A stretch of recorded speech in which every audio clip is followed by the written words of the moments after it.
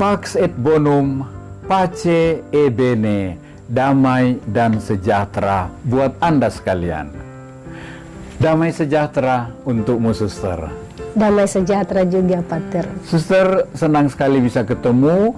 Saya ingin tahu, Suster sebenarnya dari tarekat apa? Dan apa hubungan tarekat Suster dengan Bapak Fransiskus?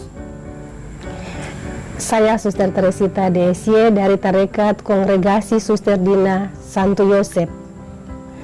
Santo Fransiskus adalah Bapak spiritual kongregasi Suster Dina Santo Yosep. Bapak spiritual itu berarti apa, Suster?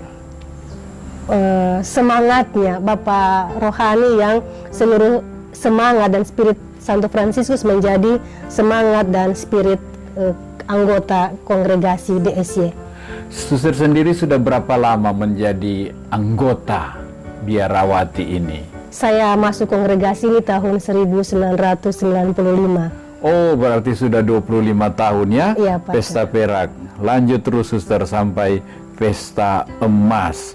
Baik, Suster, kalau kita lihat patung-patung atau gambar lukisan Bapak Fransiskus, dia selalu tampil peaceful, damai, akrab dengan binatang, dengan alam, dengan Tuhan, dengan orang lain. Apakah memang hidup Fransiskus manis-manis seperti itu? Sesungguhnya tidak juga, Pater. Santo Fransiskus sejak kecil seorang anak yang lemah secara fisik, sering sakit-sakitan. Lalu waktu remaja dia juga seorang anak yang suka hidup foya-foya. Anggur, perempuan, berkumpul dengan teman-teman, itu jadi kebiasaannya setiap hari. Tukang pesta. Tukang pesta ya, Pastor, seperti itu. Mungkin karena keluarganya keluarga yang kaya raya. Ya, dia anak saudagar kaya di kota Assisi dan anak tunggal. Wah, Suster, katanya dia pernah ikut perang? Ya, dia waktu itu diharapkan oleh bapaknya sebagai seorang prajurit dan dia sempat ikut dalam peperangan membela kota Assisi. Lalu tertawan ya? Dan dia menjadi tawanan. Wah, kemudian ketika dia bertobat, ya nanti Suster terangkan bagaimana prosesnya bertobat. Dan saya ingin tahu juga apakah sesudah dia bertobat, dia seperti digambar, manis-manis kah hidupnya, enak-enak, enjoy kah hidupnya. Proses pertobatannya dulu, dari tukang pesta, hura-hura, kiri kanan anggur. Kok tiba-tiba bisa hidup seperti ini? Proses pertobatan dia dimulai ketika dia berjumpa dengan orang kusta. Kusta. Yang dalam masa itu orang yang sakit kusta dijauhi. Dan Fransiskus juga sering menghindar bertemu dengan orang kusta. Pada satu waktu di tengah jalan ketika mau pergi berpesta dengan teman-teman, dia berjumpa dengan seorang kusta. Dan dia merangkul si kusta itu yang minta sesuatu daripadanya. Saat itu ketika dia merangkul, ada sesuatu yang baru. Apa yang dulu terasa memuakan, menjijikan, menjadi satu kemanisan. Dia tidak rasa jijik dan dia begitu menyatu dengan si kusta itu.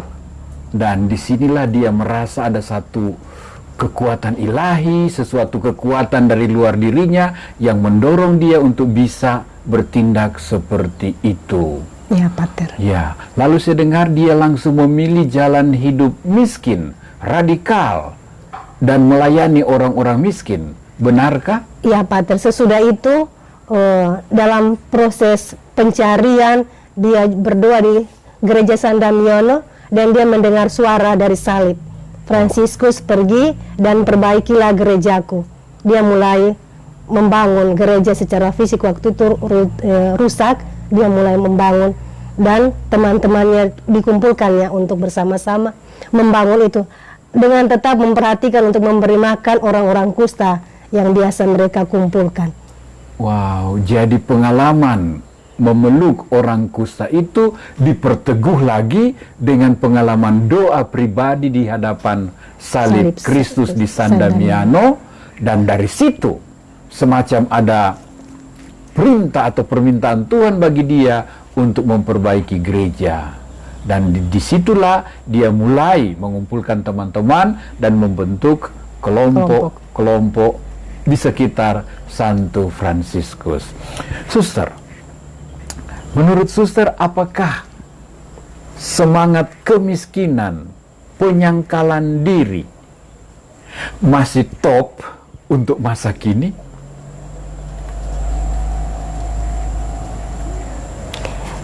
Iya, Pater. Untuk saya, semangat ini masih up to date, masih top. Up to date, wow. Apakah masih bisa menarik anak-anak muda masa kini untuk menghidupi semangat ini? Sangat, Pater. Di Asisi saja, biara OFM, para saudara Dina, begitu banyak saudara-saudara muda yang masuk dalam ordo ini. Di postulat kami sini juga banyak calon yang setiap tahun datang dan mereka terpikat dengan cara hidup ini. Kemiskinan. Iya. Suster, apa sih yang menarik dari kemiskinan? Boleh suster berikan beberapa contoh yang baik, yang positif dari hidup miskin? Hidup miskin, hidup sederhana sebenarnya. Ya. Ada semangat lepas bebas. Kita tidak terikat pada barang, pada tempat, pada materi. Kita bisa menggunakan semua itu untuk tujuan pelayanan. Semangat kemiskinan juga tuh mengajarkan orang untuk berkorban diri. Cepat tergerak hati untuk menolong. Iya, saya mengerti ya. Kalau lihat dewasa ini, orang cenderung egoistik. Orang cenderung saya punya, untuk saya enjoy, saya happy. Sehingga orang tertutup matanya, tertutup hatinya pada perintah Tuhan untuk mengasihi sesamamu, melayani sesamamu. Ya, justru dalam semangat kemiskinan ini, kita terbebaskan dari rupa-rupa kelekatan untuk bisa menjadi man for others, woman for others, menjadi manusia untuk orang lain, ya. Sehingga kita tetap bisa menghadirkan perintah Tuhan, mengasihi sesama, melayani sesama melalui pemberian diri kita sebagai orang-orang yang lepas bebas, mampu hidup sederhana dalam hidup sehari-hari. Baik, suster, menurut suster, apakah ke depan nilai ini masih akan tetap menarik? Saya tetap yakin dan optimis nilai ini tetap menjadi sesuatu yang menarik banyak orang. Iya, suster, memang ya, semakin nilai Injil secara radikal dihidupi, orang akan semakin tertarik dan melihat nilai-nilai itu di sana. Suster, terima kasih untuk semangat kemiskinan, kesederhanaan, kesiapsediaan yang ditunjukkan oleh seorang Bapak Fransiskus. Kalau melihat masa mudanya, kayaknya tidak mungkin dia menjadi seperti apa adanya. Tapi ini menunjukkan pada kita semua, orang-orang muda yang berada, yang berpesta, yang berkedudukan, tak ada yang mustahil bagi Tuhan. Dan semangat menyangkal diri, menjual segala-galanya dan ikutilah aku adalah sumber kebahagiaan, sumber kehidupan yang menghadirkan Tuhan bagi banyak orang yang membutuhkannya. Suster Teresita, kita sekarang ada sebenarnya di mana? Boleh suster ceritakan sedikit tentang tempat ini? Kita ada di rumah novisiat dan postulat Setia Bakti Lota. Kita berdiri di depan kapela novisiat postulat DSY Lota. Lalu bagian-bagian lain ini? Ini bagian postulat, Pater, rumah postulat. Ada ruang makan, ada ruang studi, ada kapela, dan kamar-kamar tidur para postulat. Ada ruang jahit, mereka belajar menjahit. Mereka juga belajar menjahit. Dan di sana ada ruangan untuk kamar pembina, para pembina yang membina para novis dan para postulat. Sesudah itu di sana ada ruang studi para novis, lalu ruang makan dan kamar tidur novis. Suster, kegiatan sehari-hari anak-anak postulan apa saja? Di sini mereka setiap hari Ada pelajaran? ada waktu untuk kerja, kerja kebun, kerja aktivitas hari-hari, kerja rumah tangga, mengepel. Apakah semuanya suster yang berikan atau ada tim yang sama-sama menolong, membantu mereka? Kami di sini ada tim pengajar, selain dari suster-suster ada beberapa pastor yang membantu pembinaan di sini sebagai tenaga pengajar. Baik, suster, kalau mereka baru beralih dari dunia SMA lalu ke dunia biara, apakah langsung masuk postulat? Tidak, pastor. Mereka harus menjalani satu tahap masa perkenalan sebagai simpatisan, kemudian aspiran selama 3 bulan. Jadi ada persiapan untuk datang masuk di sini ya, biar tidak syok dan tidak kaget. Ya, kalau ada yang punya pergumulan berat, apakah di sini mereka dibantu, ditolong, atau dipulangkan saja? Kami menerima semua calon dengan latar belakang keluarga dan warna-warni hidupnya. Di sini ada tahap untuk healing, pengolahan, dan kami ada tim untuk membantu ini bersama sekali. para pastor juga. Baik, terakhir suster, apakah ada pesan untuk anak-anak muda masa kini?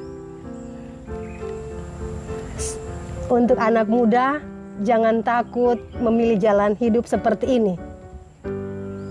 Meninggalkan dunia, bersatu dengan Tuhan dalam penyangkalan diri, dalam semangat kerendahan hati, dalam semangat kemiskinan, mengorbankan diri bersama dengan Yesus yang menderita. Kita merangkul penderitaan dunia, penderitaan sesama lewat karya-karya kecil yang kita buat dengan cinta yang besar. Jangan takut untuk terbuka kalau Tuhan menyentuh dan memanggil. Saudara-saudari sekalian, sangat indah merangkul orang-orang miskin, orang-orang hina, orang-orang papa seperti Kristus sendiri. Andalah orangnya, Tuhan membutuhkanmu. Doa Bapak Fransiskus menyertai kita semua. Terima kasih suster. Terima kasih. Terima kasih saudara-saudari sekalian. Pace e bene, pax et bonum.